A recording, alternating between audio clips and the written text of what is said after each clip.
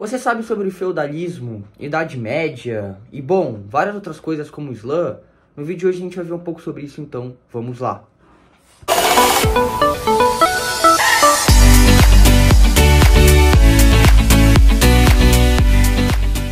Primeiro de tudo, vamos entender de novo, né, a decadência do Império Romano. Pensa assim, ó, Roma começou o Baixo Império e ele parou de expandir. Quando ele para de expandir, ele para de adquirir a principal atividade econômica, que era a atividade escravista. Então eles não adquiriam mais esse escravo, né, durante as guerras. Assim começou a dar uma crise muito grande no Império. Eles passaram a gastar muito dinheiro em soldados para poder proteger as fronteiras, né, e todo o território, e assim os bancos foram, né, se esgotando.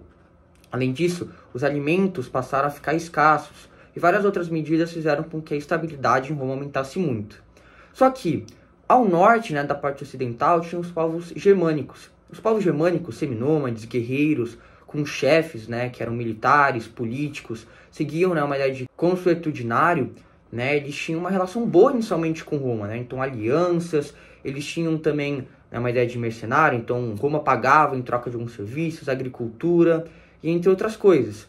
No entanto, com algum tempo, Roma passou a desprezar os povos germânicos, né, dizendo que eles eram bárbaros, né, os germânicos passaram a ser pressionados por outros povos como os hunos, e também devido à grande estabilidade, eles viram uma oportunidade de poder expandir o seu território. Então eles começaram a invadir, né, Roma. E quando eles invadiram Roma, eles mudaram toda a organização da Europa Ocidental, então, com algumas mudanças. Então, primeiro, ó, eles mantiveram alguns conhecimentos dos romanos. Então, a religião, o cristianismo, uma sociedade, né, agrária. Eles também mantiveram, né, o cristianismo, o latim e outras coisas muito importantes do cristianismo. Só que eles trouxeram algumas coisas deles também muito importantes. Então, por exemplo, né, uma grande parte da população migrou da cidade para o campo. Isso é uma coisa que foi influenciada pelos germânicos, que matavam, saqueavam grande parte das áreas urbanas, então muitos migraram. Além disso, eles trouxeram os comitatos, né? Então uma relação entre vassalo e suzerano, que a gente vai falar mais pra frente, né? Mas que o suzerano lhe fornece terras ao vassalo, que por sua vez proporciona defesa, né, à região e para o suzerano. Então é uma relação recíproca. Além disso, tem o poder constitucionário, como eu falei, que é uma ideia de que as leis elas são de acordo com a tradição, né? Então pensa, antes, qual que era a ideia?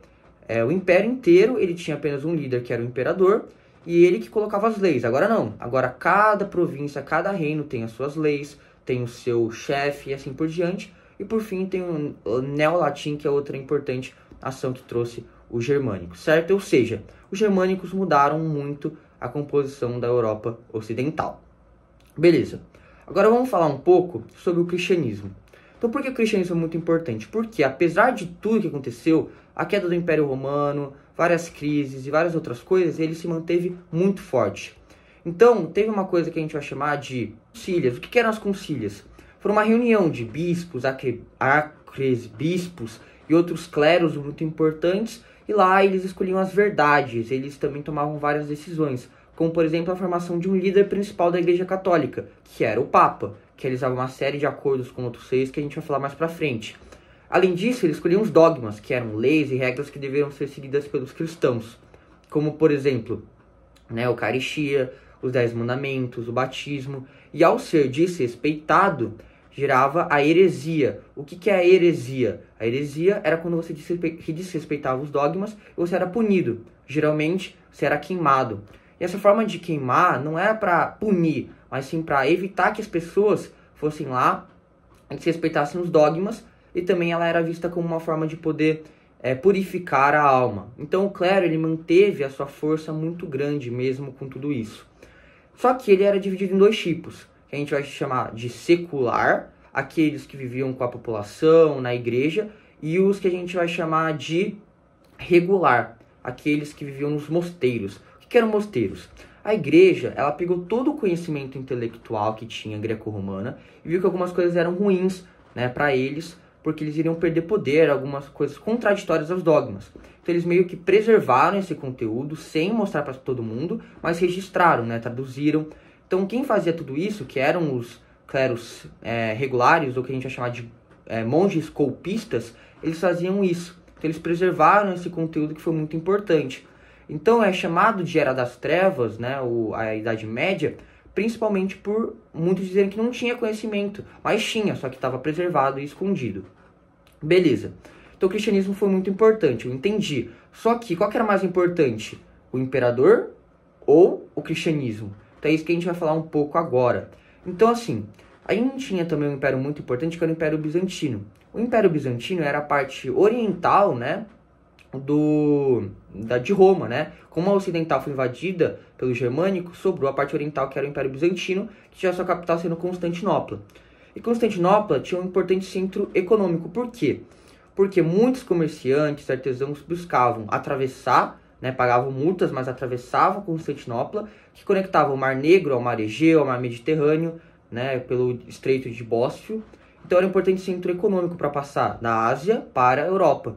Então, o Império Bizantino ganhava muito dinheiro com o comércio e com a agricultura. Só que eles eram muito dependentes da igreja, né, e também eram muito mais enfraquecidos. Só que aí veio um imperador chamado Justiniano. E esse cara, ele fez um código dele para poder manter as leis, manter a ordem. Ele estudou teologia para ser visto como um líder divino. E ele fez uma política chamada Cesaropapismo. O que significa o cesaropapismo? Ele vai tanto controlar o poder político quanto religioso. Isso vai gerar um conflito entre a igreja e o imperador. Por quê? Porque a igreja vai perder poder no Império Bizantino. Então, com essa ação que trouxe maior poder para o Justiniano, vai trazer uma coisa que a gente vai chamar de grande cisma, que é nada mais nada menos que esse conflito entre os dois. E o grande cisma vai gerar dois tipos de igreja. A igreja ortodoxa, que vai ser comandada pelo imperador, e vai ter, no Império Bizantino, a igreja apostólica romana, que vai ser comandada pelo Papa, principalmente na parte ocidental. Então isso é muito importante a gente entender. Então o Império Bizantino teve várias, né, fases. Então a primeira fase que teve essas ações do Justiniano, teve também um grande desenvolvimento, um expansionismo. Depois veio a cisma do Oriente. E no final eles foram invadidos, né, pelo Império Turco Otomano. Beleza. Tem mais algum reino importante para saber? Tem. A gente tem os francos. Então veja, inicialmente os francos começaram com um cara chamado Meroveu. O Meroveu, ele era o líder dos germânicos, o chefe dos francos, né? Os francos é um tipo de povo dos germânicos. Então o Meroveu, ele acreditava que ao armazenar, né, terras, vencer guerras e se auxiliar aos romanos, como por exemplo na guerra contra os hunos, ele seria prestigiado, né? Ele receberia algum tipo de prestígio dos romanos. Só que ele não recebeu nada.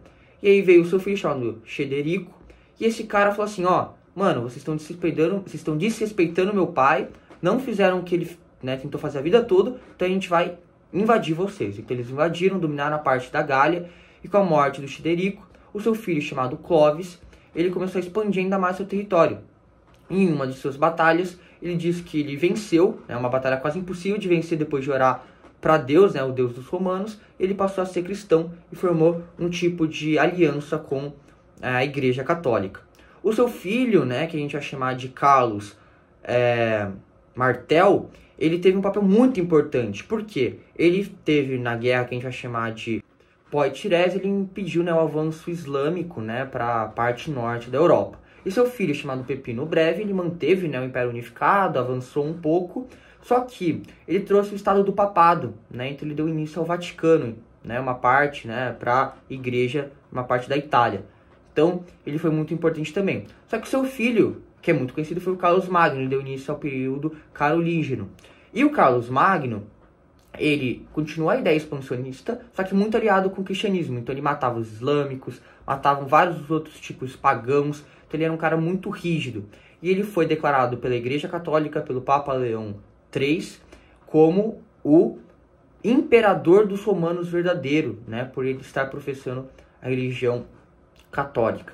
Ele realizou dois tipos muito importantes para a história. Primeiro, ele dividiu, né, o Império Franco em províncias administradas pelos, que a gente vai chamar de marqueses, de condes e de duques. Então os duques, eles cuidavam dos ducados, que cuidavam do exército. Os condes cuidavam dos condados, que cuidavam da parte de multas, das partes financeiras. E os marqueses cuidavam das marcas, que estavam na parte da fronteira, né, com os outros povos. Então, essa divisão foi muito importante. Ele desenvolveu muito também, né, a questão de educação. Então, tanto para os nobres, tanto para os religiosos, clero. Também, ele manteve as artes, então as iluminuras, as ideias greco-romanas, as cores, a proporção. E ele também trouxe uma coisa muito importante, que foi preservar o conhecimento greco-romano e também traduzir ele. Então ele teve uma importância muito grande. Depois de sua morte, né, teve o seu filho Luís o Pio, que manteve, né, a ordem, só que seus filhos, que foram 3, eles dividiram o império, né, em 3 áreas, através do Acordo de Verdun. Então acabou, né, a unidade básica cristã da Europa Ocidental. E aí acabou o Império Franco. Importante, o Papa e o Imperador, eles têm o mesmo poder nesse caso, certo? Eles têm um acordo bilateral, um precisa do outro, ao contrário do Cesaropapismo, que aí sim, o Imperador se torna muito mais importante nesse caso. E para a gente terminar, vamos falar um pouco do feudalismo. O feudalismo é a junção do que a gente tem dos conhecimentos e tradições romanas com as germânicas. Então, ó, vamos pensar assim. Primeiro, a gente tem a pirâmide social. Quem está no topo da pirâmide social? É a alta nobreza, o alto clero, o rei. Então veja, quem está no topo? Aqueles que estão mais próximos de Deus, né? Que é o próprio clero. Então o clero, ele é a ponte entre o profano e o sagrado. Então ele tem uma importância muito grande, que é como eu posso dizer, uma herança romana. Então a gente já vê um dos pilares que vem de Roma. Além disso, né, abaixo deles a gente tinha os nobres de menor patente, que eram a maior parte guerreiros, né, que tinham uma grande importância para poder preservar e manter a ordem.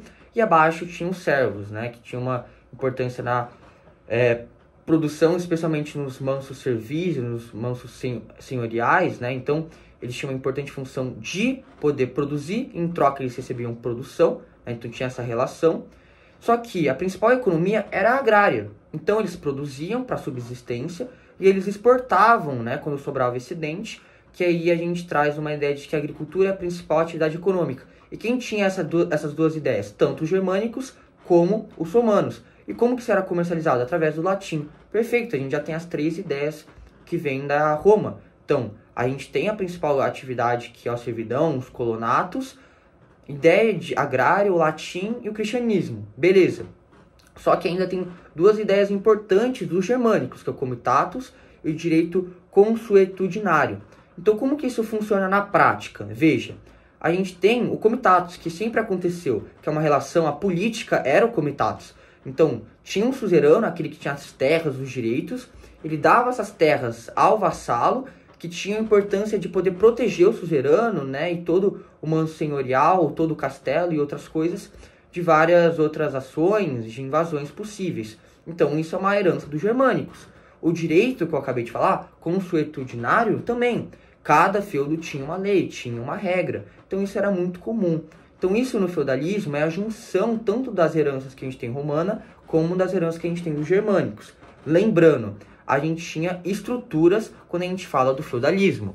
Por exemplo, a gente tinha, né, os mãos senhoriais, que era o castelo, as terras do senhor feudal, em que os servos eles tinham que trabalhar para poder, né, trazer economia, subsistência. Tinha o manso servil, que era uma parte, né, dada pelo senhor feudal, suzerano, para os servos para poderem, né, viver, né, mas tinha muitos impostos, como por exemplo a talha, que era parte da produção, e também tinha as terras comunais, que aí era usado tanto pelo senhor feudal, tanto pelos servos, que era uma parte com lenha, com árvore, usada para caçada, entre outras coisas. Então o feudo era baseado nisso. Importante também que dentro do feudo, né, tinha muralhas para proteger, tinha igreja também, ou seja, tinha uma grande influência tanto dos germânicos, tanto dos romanos. Então, agora falando um pouco sobre Islã, islamismo, enfim, a gente tem que entender a diferença de conceito. Islã é o nome da religião. Islamismo significa um sufixo para indicar quando a religião ela se torna principalmente parte da política. Então, o islamismo é a política que utiliza o Islã. Islã é a religião. O muçulmano é aquele que vai professar a religião islã. Muito bem. Então, vamos entender um pouco primeiro sobre aonde começou tudo isso, que foi lá na Península Arábica. Bom, a Península Arábica, o árabe, enfim, era caracterizada por ter um comércio muito forte de caravanas, de produtos, enfim, de vários comerciantes seminômades Então eles ficavam comercializando de cidade em cidade, e a principal delas era Meca.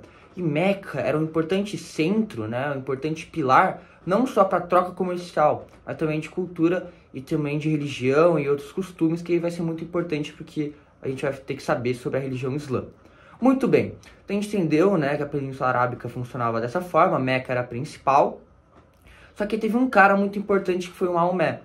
Então pense assim, Maomé, ele nasceu numa família muito pobre, e ele se casou com uma mulher de uma família muito rica, né, o pai dela era um comerciante muito importante, e por 40 anos ele trabalhou, né, nas caravanas para o seu sogro. E durante todo esse processo, ele passou por Meca várias vezes. E assim ele teve contato com os judeus, com os cristãos, e uma série de culturas diferentes.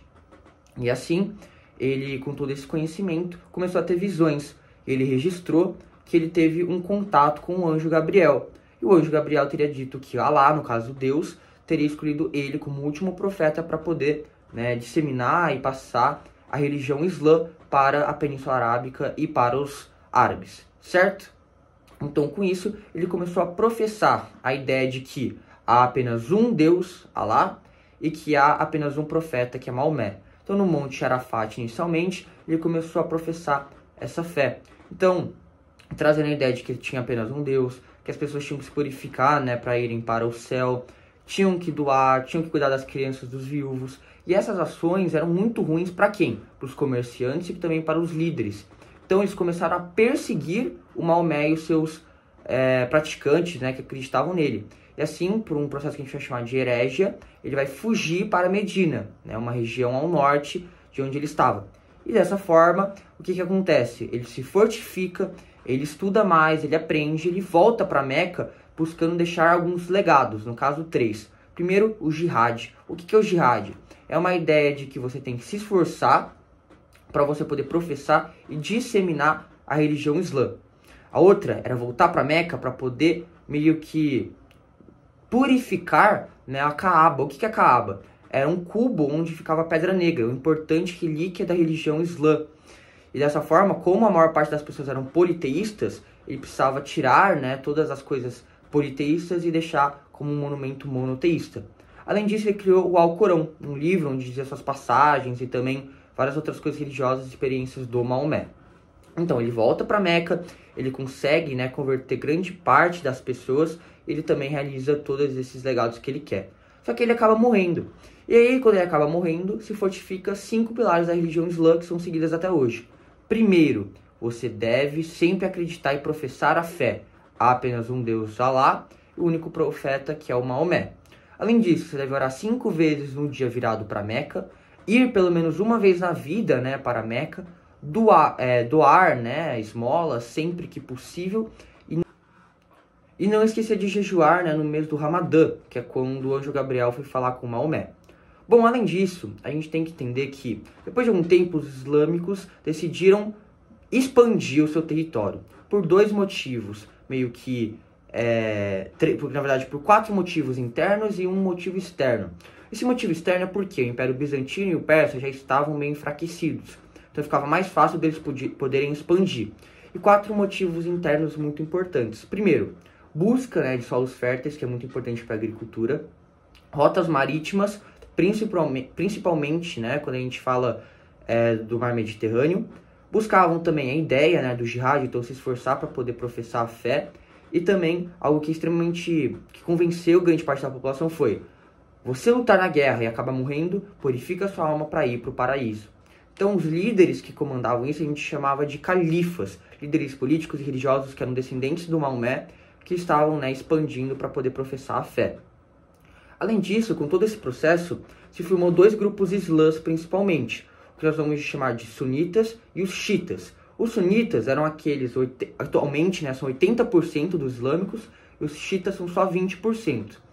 Os sunitas são aqueles que são menos radicais, eles seguem o Alcorão e outros livros, e eles também acreditam em líderes escolhidos por líderes religiosos.